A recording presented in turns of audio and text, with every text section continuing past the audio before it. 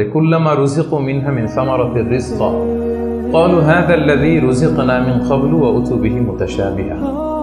আমরা যখন জান্নাতে যাব, আমাদেরকে জান্নাতের যখন কোনো ফল দেয়া হবে, লেটস সে অ্যাপেল দেয়া হলো খাওয়ার জন্য, এই অ্যাপেল দেখেই মানুষ বলবে এই তো আপেল তো দুনিয়াতেও খাইছি। এটা তার মানে দুনিয়াতে যে খাইছে এই সেন্স কিন্তু আমরা ভুলে যাইনি।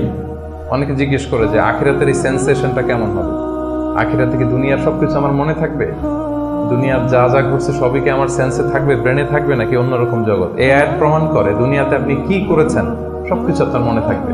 ফলে অ্যাপেল যখন দেয়া হবে দেখেই বলবে উতু বিহি মুতাশাবিহা, এরকম আপেল তো আমাকে দুনিয়াতে দেয়া হয়েছে, আর এটা তো আপেল, তো এখানে না কি ডিফারেন্ট কিছু দেয়া হবে, তো আপেল দিতেছে কেন এখানে?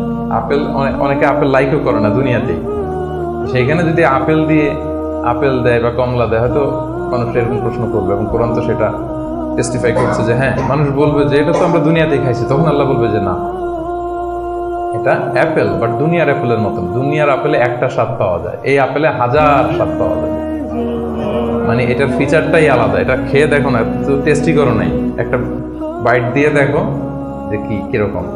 তো এই আয়াতটা আমি আনলাম এজন্য যে মানুষের সব খেয়াল থাকবে, দুনিয়াতে কি হয়েছিল, কি খাইছিল, কি করছিল, তার সব হিস্ট্রি তার মনে থাকবে।